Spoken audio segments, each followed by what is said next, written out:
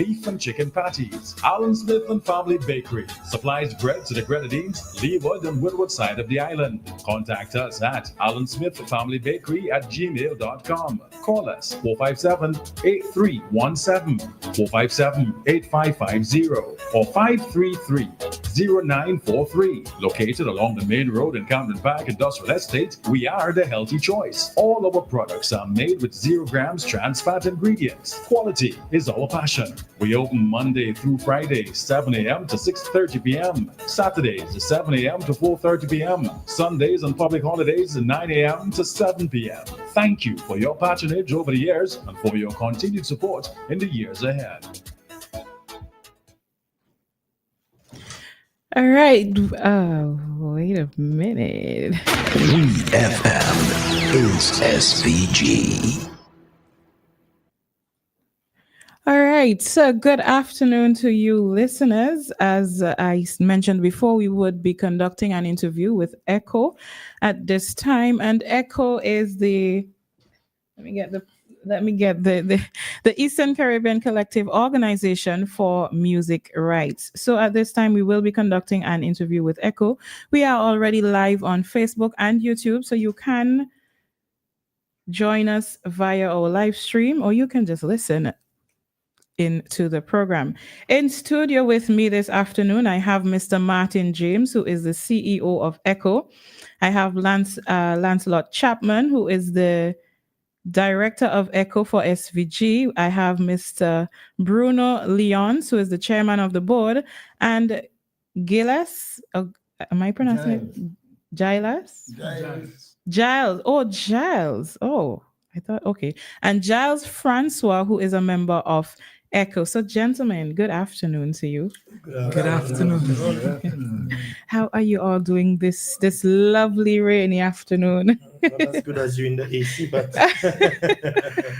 yeah, well, wonderful, experiencing everything SVG have, you know what I'm saying? Come to the rain, the food, the people, everything nice. Okay, so you're getting everything that is, love it. I love it.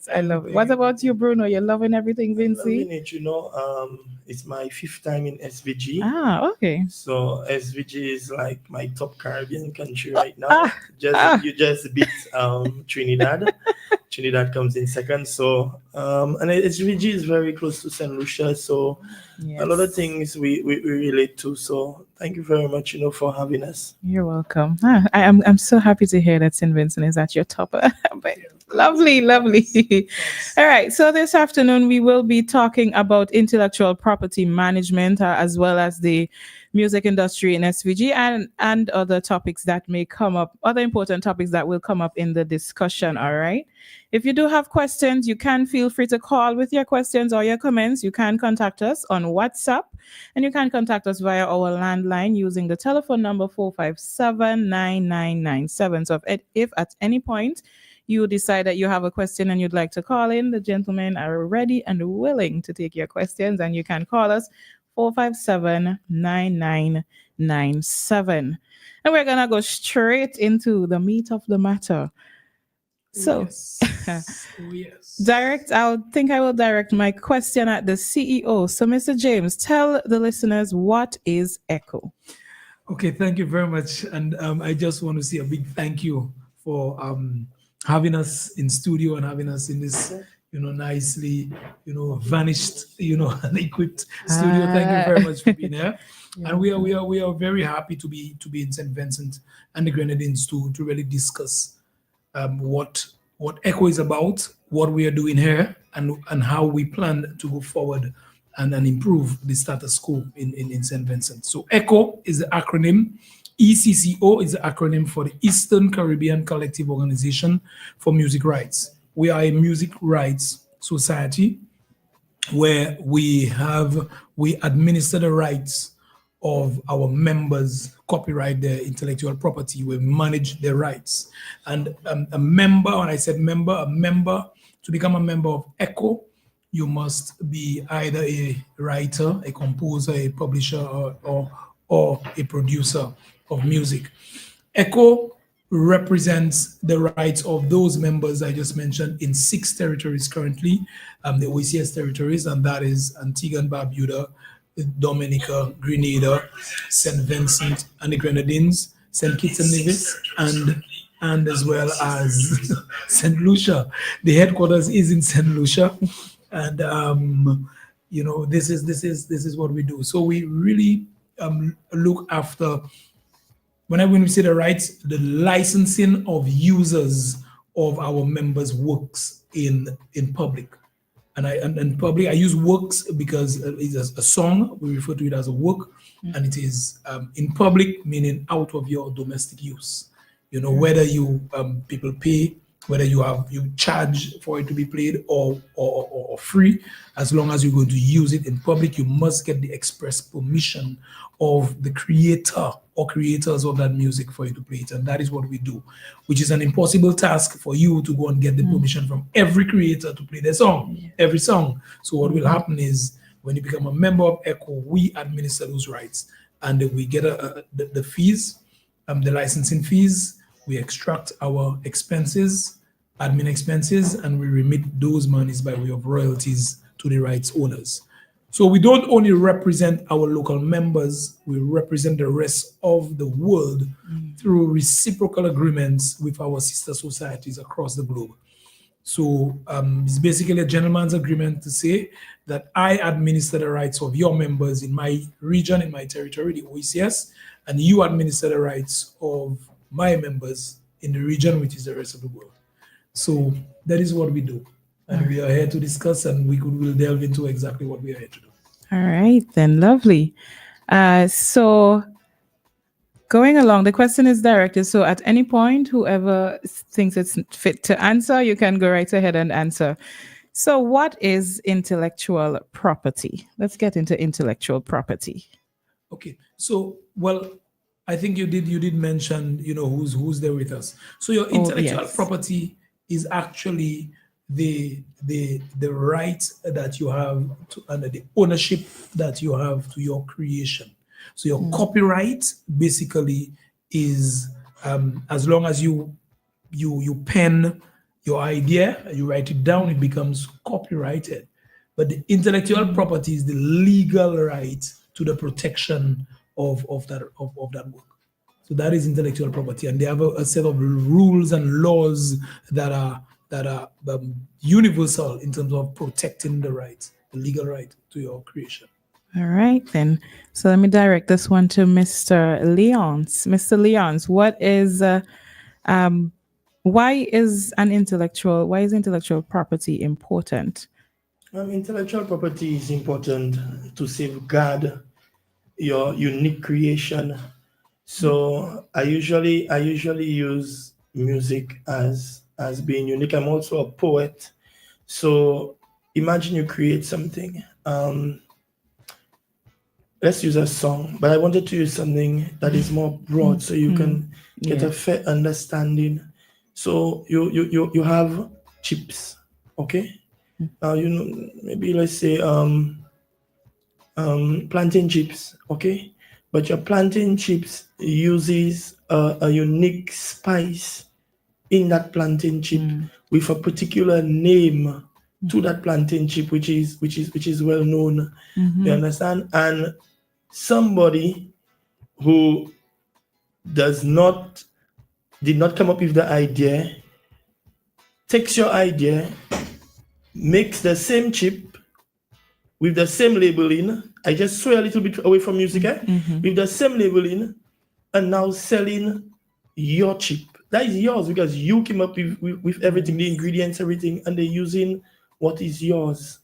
So you need copyright and intellectual property rights to be able to protect against the creation that you have created, that others don't infringe on it, whereby making profit and preventing you from making a daily bread. Right. In simple terms. All right, then what are the implications of using somebody else's intellectual property? There are many implications, and on the bad side, you use somebody's intellectual property, you rob them from what is theirs, from the daily bread. On the other side, you use somebody's intellectual property, you actually damage, because you could be using it for different reasons. You understand? You damage what is unique to them, what is theirs, and you can be sued for using what is not yours without express permission from the owner. Using it is one thing. Using it without permission is a different story. I think I just want to just add that, and he touched on it. I mean, you could be litigated, you could be taken to task, the courts, you can pay some real monies that you probably don't have. You probably have to take a loan to pay it, and it's really it's theft. It's theft, so and then what the laws, all the laws that are written against theft, it's actually theft of one's intellectual property. So the repercussions are great in terms of infringements. All right. Are there different types of intellectual property? Yeah. Well, there are many types, but I just want to just stick to what we are actually doing, because you were talking about patterns, you're talking about even so many other aspects that are protected by the unregistered under the by SIPO. You have to go register, but we deal with the intellectual property, the music, the sound recordings, and all that. So ECCO is responsible for the music side of things and that artistic creation that one would create, and allow for them to get fair compensation for that aspect. But there are many other aspects of intellectual property. At the end of the day, it's protected. You have so many others, but with ECCO only administers the rights for the music side of things. All right, so let's get into the work of ECCO then. So tell us what it is exactly that ECCO does for the creatives that you mentioned before. Could you go over the list though? I don't think I heard singer. I heard writer, producer, composer, I think. Right. Yes. So a singer would be somebody who's actually performing a song. You understand? Now, in most instances, when you hear a vocalist, you hear a singer, they are not necessarily the owner of the song, because you're an announcer, you're a radio personality, but you have good, ideas. So you pen a song, Calypso is coming, you say, boy, I have this nice idea for Calypso. You penned it and you went to a particular studio and you use a studio and you call Ras Hailey and you say, hey, I have this song, you sing this song, you'd love this. And the man say, what? But that song speaks straight to my heart. I love that song. And he sings the song and everybody hears him and they hire him and he gets paid, to perform the song, $1,000, whatever they pay him to perform the song. But that's not his song. This is your song and the other person has your song. So how do you get paid? You get paid when the user of the music, wherever they hired him, they must get a permission, they must get a permit to have the show. And then that permit, when you take off our expenses, the rest of the money goes to the songwriters and the users. So a vocalist may be an owner of a song as well, but not necessarily the owner. So most times the performer is not the owner of the song, but we cover performers as well in terms of if you are the owner of the song. Okay. All right. So, Yes. if I could just interject here. While I was in England, I spoke with a producer. I was working with a producer. And I got a song from an individual. And I told him that I wanted to register the song with the PRS. And he told me that if I was a writer, I could register the song. But as a performer, I will not be able to register the song. So that is why I mentioned this part now. It's just because you mentioned earlier about singers. Yes. Yeah. It's not his song. It's just a performer. It's not his song. All right. So how do you go by setting up your IP? I almost said EP, your IP. How do you go about, what are the steps, the processes involved in getting your IP? API number and stuff. Yes. Okay. When you become a member, you go through the process. To become a member, you must be fit one of those categories, and you pay. You fill up the application and you pay a $150 EC fee. It is a one-time, a lifetime fee, and you present evidence of your one work at least one work. It used to be 2 works before, but now 1 work. And a work is a song that you have in public. You present evidence of it, whether on thumb drive or digitally, whatever way. And it goes through a process. The board of directors would sit, they look at it according to the bylaws, and you go through the process.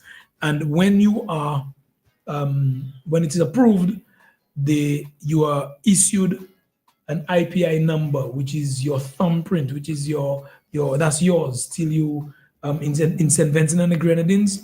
It's yours up to 75 years after you've gone to the great beyond. It's up to 75 years. So your intellectual property remains yours up till 75 years after you've passed. So, and that is enshrined in the Copyright Act of SVG. And then they have so many other legislations that govern and that creates the parameters for operations. So that member, you are issued your IPI number at that point when you are approved. And that IPI number, because we have reciprocal agreements with the rest of the world, you could go anywhere and give that IPI number and they'll be able to identify you and say, this is the songwriter, these are your songs, and you go through the process. So that is at that point you get your IPI number. All right, so and that's it. That's the entire process right there. Well, I just give you a short. Okay. Yes, please. As being the director in St. Vincent and the Grenadines, people usually come to me to join ECCO. So I draw up the application form on my computer and I fill out all the details that the form calls for. You also fill out a form called a notification of works form with the song that you go, because you need just one song to enter into ECCO and the rest of the stuff. And on this form, it says who is the owner of the song, who owns pieces of it, how long the song is, and then it's signed by whoever is the owner of the song. So, and then he has a category. He's either composer, as far as I've seen so far, composer, and author. I haven't registered a publisher. I've tried a couple of times, and as a matter of fact, the owner of the station is one of the people, because he belongs to Touch, if I'm correct. Okay.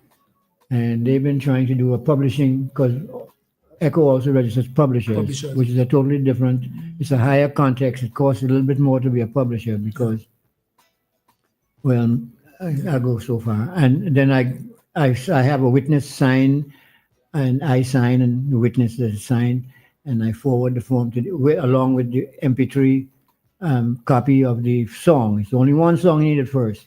Once you get your IP number, then you can, every song you insert all your songs and put in notification of works. You have to put all your songs and everything in there. And the thing about being a member is you must always keep your database, your information updated. Because I find I have a problem with members. You can't find them. They give you a number this week and a telephone number, and then a couple of weeks later they dish their telephone. You can't get them. You want to send them an email, they won't answer the email. It's problematic because we can only work with the information that we have. Yeah. So if you don't give us the information, doesn't that work against them if they don't provide the necessary information that you are requiring? Naturally. I'm glad you brought that up. They don't. I don't think they realize that. Naturally. But there's a couple of things in terms. I know our time is not we don't really have extended time, but I really want to touch on why we are in St. Vincent currently on this trip, and we are grateful to be visiting because part of our mandate as a CMO is to actually, ensure that we engage the members ever so often, and we engage the authorities and the parties and stakeholders, key stakeholders. We engage them on a regular basis to ensure that we are all on the same platform and we are level platform. Now, we recognize that, first off, St. Vincent and the Grenadines is not a lawless society because we are governed by laws. We operate within the parameters of the law. And one of the key laws that says that everybody has a right to survive and to do and do what they do within a legitimate sense is the Constitution of St. Vincent and the Grenadines. So out of that, now we have the Copyright Act of St. Vincent and the Grenadines that names or that identifies a body, which ECCO is, that will administer the rights for the creators and for the members. And it is clear as to the use of copyrighted music in public. You must obtain a license from the user, and they know that, not the user, from the creator, and the creator now has passed their rights on for administration and management to ECCO. So you must obtain an ECCO license. And that is it. And we have found ourselves in St. Vincent and the Grenadines as we speak. The climate is not a very nice climate for creatives in St. Vincent and the Grenadines. And we need that narrative we need to change that narrative. And the intention is to engage our stakeholders. That's what we are here. We actually came here, we had a members meeting yesterday, and there was also a discussion on intellectual property and the inclusion of AI on the music industry, the film industry, and the I call it fashion industry, rather, and that was held by, done by Ministry of Culture. And it went very well. And we are also we've met this morning. We met with the registrar, the registrar Young, is it, with the disciple office, because we are mandated and obligated to register as a foreign company in St. Vincent and the Grenadines to be able to operate. And we have met all our obligations repeatedly, religiously, and everything. So that is what it is. We are trying to meet with the AG. We just came from the commissioner's office, and we just want to say thank you to the commissioner, the deputy commissioner Joseph, and then his team for meeting with us. And we had a very fruitful meeting, and even with the registrar as well. And that meeting actually lent itself to us creating synergies and harmonizing our approach to the administration of intellectual property in SVG, where it's clear that the police would give you something called an amplified sound. When you're having an event, you go and apply for an amplified sound permit. And the police, part of obtaining that permit, you ought to have your music user's license, because the police cannot give you permission to use somebody's creation. They could give you permission to use the sound, which would be volume and whatever, but they cannot give you permission to use somebody's song, because only you have the right to give permission to use your song. So part of the requirements is that you obtain an ECCO license, and we are happy to hear that we are going to work in sync and in tandem to ensure that this happens. So all users of music in public have to use it. And a critical, and we are thankful that we are here, but broadcasters are also falling on the wrong side of the law, and we just want to have the discussion to broadcasters, because there is a broadcast, I think now they're looking at the broadcast policy in terms of content and all those things, but in terms of the broadcasters are mandated by way of the Copyright Act, because the Copyright Act is clear that broadcasting, playing, using, all those things are public works, putting it in the public. So the broadcasters ought to do it. I know we have NTRC, we have a whole heap thing. That's why we want to consult, and we want to ensure that the users of music recognize the value that the creators bring to the economy and bring to the society and bring to the business. So we want the creators now to enjoy the benefits and the fruits of the labor, All right.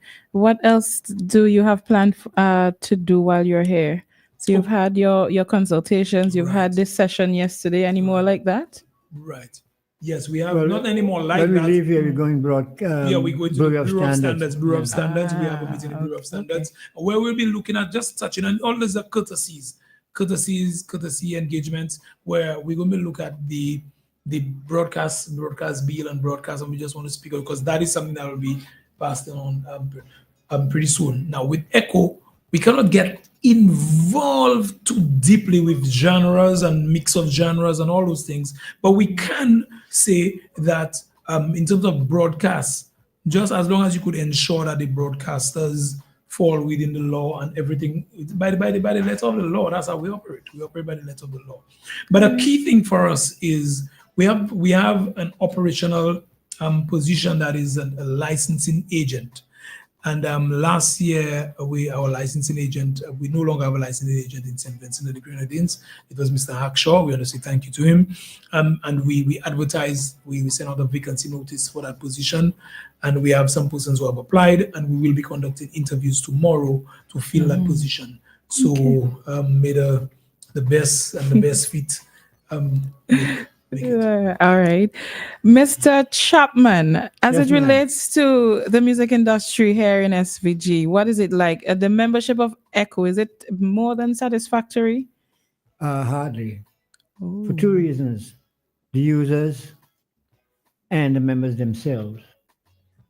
The members seem to think that they don't have to put any effort into getting the appropriate results, the results that they desire.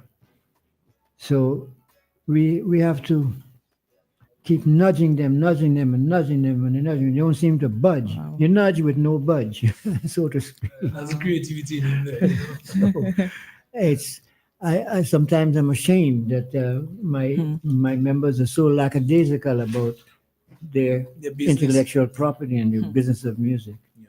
But other than that, and then of course we have the users who are very reticent when it comes to recognizing the fact that they need to respect the members.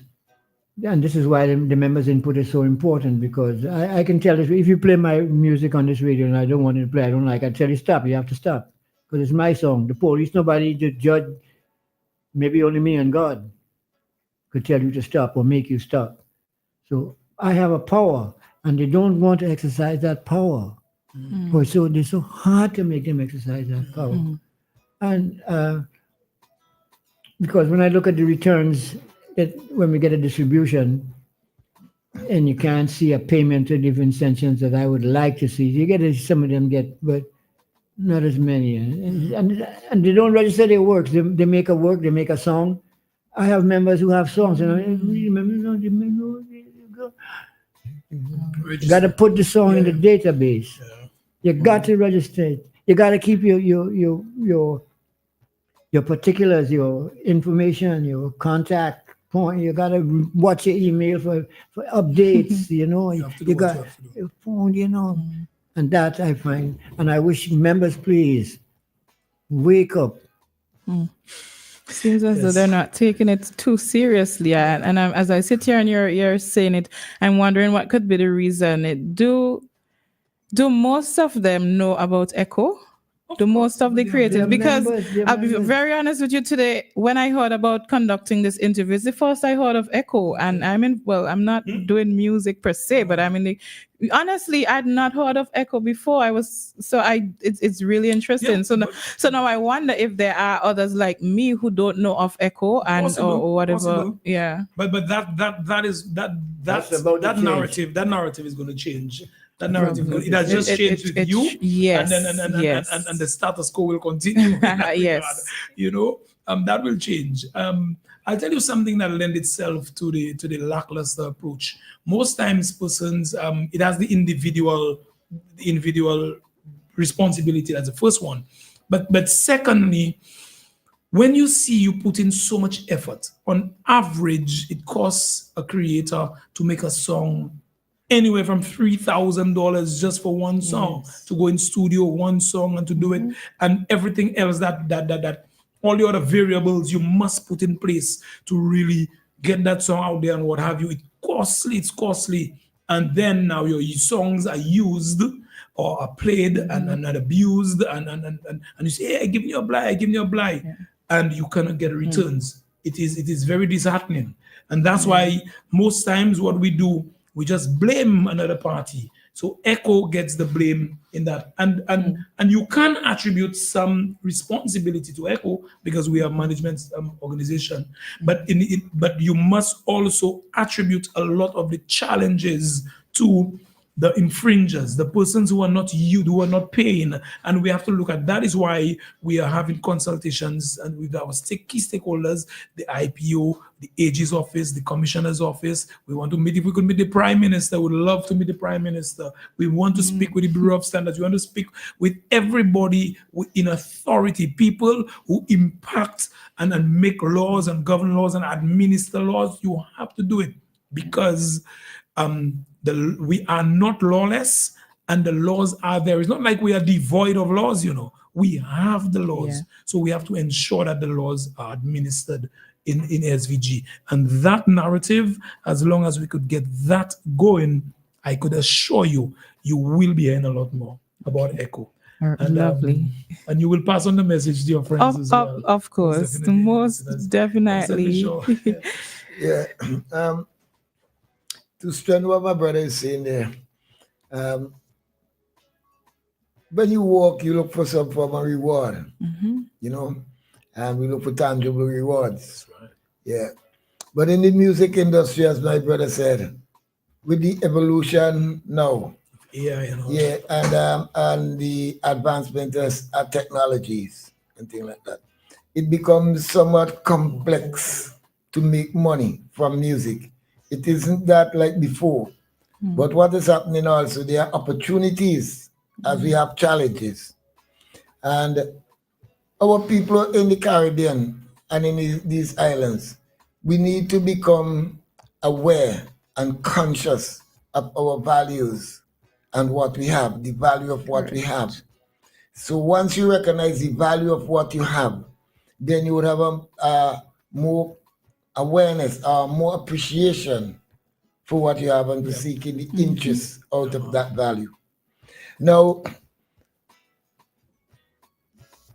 the ECCO is around, and a number of people in St. Vincent are members of ECCO. Number of people. 80 something plus. Yeah. Before you go, I don't want to forget though. I'm curious to know of the age range in ECCO.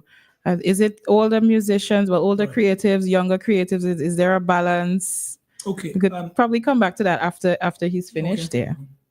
Yeah, so the ECCO of itself now, the members, we need to get up from our sleep and slumber and do our duties. We as members, it's just like a team. You cannot rely on the captain alone to do the works. Every member, every player in the team has to honor his or her obligation. So that is what we need among us as ECCO members.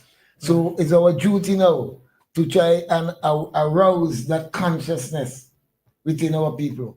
Awake the sleeping giant and put the sleeping giant to work now. Yeah, man. Yes. So that is why I agree with you to say that our perspective must be changed and realized. Yes. Give thanks. Give thanks. I could answer your question in terms of the balance between the older folk and the younger folk. If I want to put it that way, we have more of, right now, I think we are on a drive to really cause the younger and the newer generations to understand the business of music. They do with the internet and all that. There's a lot of information they get, and they send they put the music on the DSPs, on the digital platforms, and all that.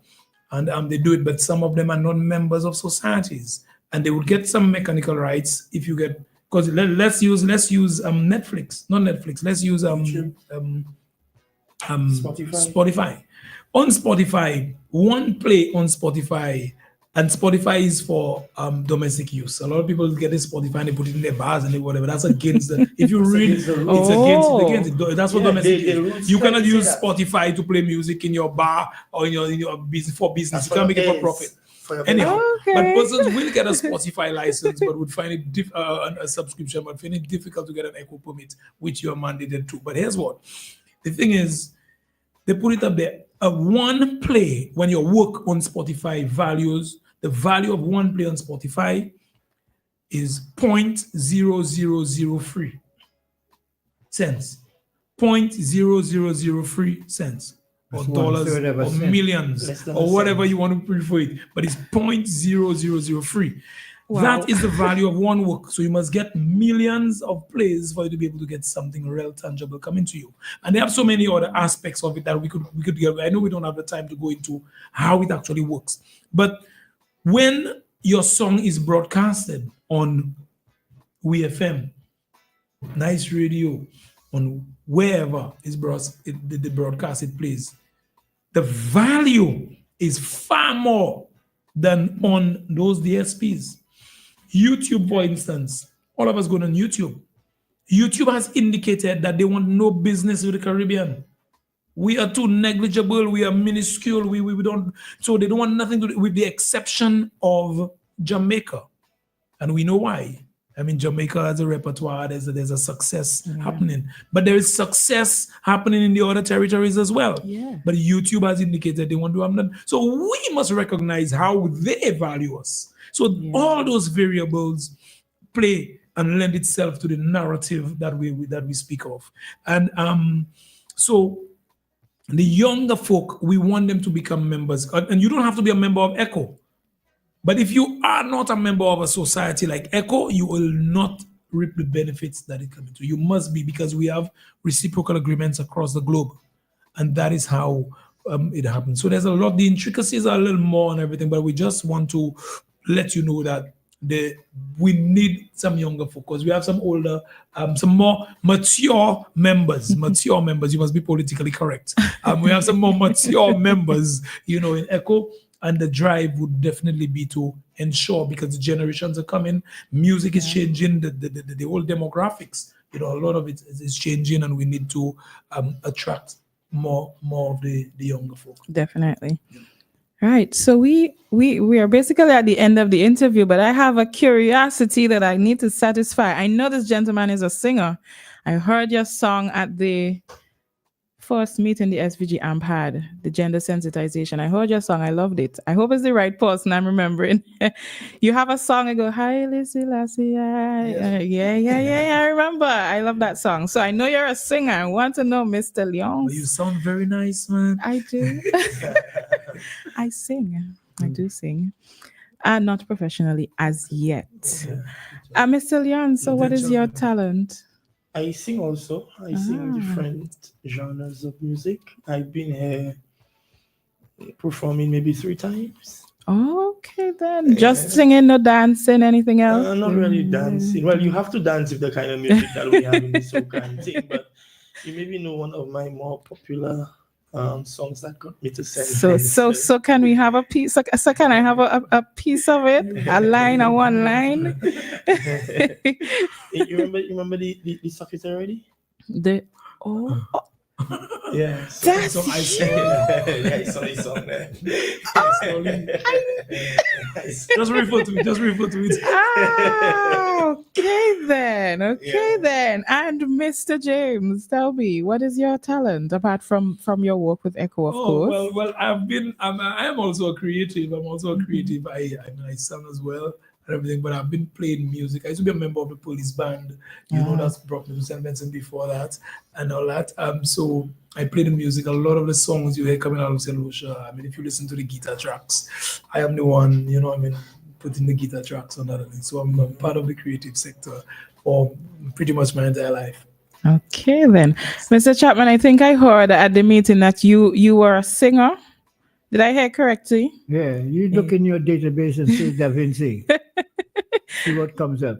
Okay, look for what you said to look for? Da Vinci. DAVINC. Da Vinci. I've passed that. I've passed that here, but I didn't know it was you. I thought that somebody just did not spell Da Vinci properly. Da Vinci, no. But the calypso genre, if you go back in time, pseudonyms, and you hear Lord Kitchener and Shadow. You know what Shadow is? Shadow is what is his name? He's a comic character. Who knows what evil lurks in the hearts of men? That's the Shadow, but Shadow is a pseudonym for that man in Trinidad who is dead now. So I thought, as I was growing up, if I ever became a Calypsonian, I would want to be the genius of Calypso. So since Da Vinci is a genius. Da Vinci. Da Vinci. Yeah. I saw it, yeah, and I'm a Vincentian. The play on words. Da Vinci and Da Vinci, because Da Vinci was a genius. He's a guy who went to, and he painted the Mona Lisa. Yeah, great painter. That's why she mistaken, because she thought us that. No, but she looking for Da Vinci. Yeah. Oh, okay, all right. Da Vinci. I just thought it was a spelling something. When I came home first, like I sing in the Mustique Blues Festival, and because I can sing blues, and because I came in as a rock and roll R&B. This is why that whole thing from what's his name, Romano, appealed to me, because that's I love Roman Vego. Yeah. Because I haven't heard that type of music in Simmons for a long, long time. Oh. I mean, you on the radio, so you listen to all them things. I don't. It's nice. Anyhow. Okay, then. So we have come to the end of our interview here. We were interviewing members of ECCO, members and the CEO, the chairman, the ECCO director for SVG. We were interviewing here this morning, talking about a range of things: intellectual property, the music industry, several things here. Important, I must add, several important things that we discussed here in this interview. So as we wrap up, I would like each gentleman to take just a couple of seconds to leave the listeners with one final thing that you think is most important for you to leave them with. I feel like I should start with Giles. Yeah, and come right around to the CEO. Give thanks very much. My word here now is an appeal to our members to take your duty and honor your responsibility. No one can do it for you but yourself. We have to be the one to defend ourselves. Let us not wait on someone else to blame. Give thanks. Right. Next in line, please. Oh, you are headed to the CEO, so. Oh, no, I said we're coming around. Oh, to the CEO, okay. Yes. So for me, I just want to tell members that we are here to support them. St. Vincent is one of our sister islands, and we have so many members here in St. Vincent, almost 100 members, and we want our members to take care of themselves and their business. It is their business. We have the obligation to look after them because they are part of our organization as a CMO, but we want them to take their business very, very seriously. And we also want the users of music in St. Vincent to be able to honor our members' creations, because it is basically not fair for you to build something and not get what is due to you. So I really want us to come together and continue this conversation and help our creatives in St. Vincent. I mean, live a life like some of our other creatives around the world, where we see what's happening with them making hundreds of millions of dollars. You understand? I know that we can do something for our Vincentians. So I just thank everyone for the opportunity, for listening, for getting a little sensitization from us, and we look forward to better cooperation and communication. Thank you. Well, after these people in this studio who just talked there, I don't know what else to say, but because they just about covered it. But I would like, since this morning's meeting with the Deputy Commissioner, and I realized the importance of the police in our endeavor, because we are working by the laws, and the law, the enforcers of the law are the constabulary. I would also like to reach out to the Honorable Minister, the Prime Minister, and the Minister of Finance to understand the value of the creatives in this community and the financial value that this particular endeavor called music rights can bring to this country. The rest I leave up to the CEO. Thank you, St. Vincent. Yeah, well, first off, I think I just need to say thank you to everybody, and thank you to you, and thank you to the welcome into SVG. And the journey continues. We we are here, and I'm just happy that we were given the opportunity to meet some key stakeholders, in particular the members. Our membership, the turnout was not as best, but we had 10% of our membership. And normally you go, when you see 10% of your membership, a lot of annual meetings are just that. But that will change. We recognize that will change, and we expect it to improve on behalf of the members. But more so, the meetings that we had with the key stakeholders, as we say, the SIPO office, the registrar and the commissioner of police, and then by extension, we're hoping to get the AG. Those discussions will continue. We are not a lawless society. We are guided by the principles of the law and the articles therein, and this is what we're going to do. So we are happy to have the discussion, and we are hoping by the next time that we enter the studios, we are going to see the ECCO, we are going to see the ECCO certificate saying that we have our ECCO annual licenses and everything. So this is basically what we want, and we want to go to the law, go to the letter of the law, but we want to do it in synchronizing the way we do and in synergies. We don't want to fight. We're not fighters, but we are going to do what we have to do in the best interest of the creatives and the best interest of our members. So and thank you very much. Well, the country here. Yeah. All right. And there you have it. ECCO. We conducted an interview here with ECCO this morning. We had Lancelot Chapman, who's the ECCO director for SVG. We had Mr. Martin James, the CEO of ECCO, Mr. Bruno Leons, who is the chairman of the board, and Giles Francis, who is a member of ECCO.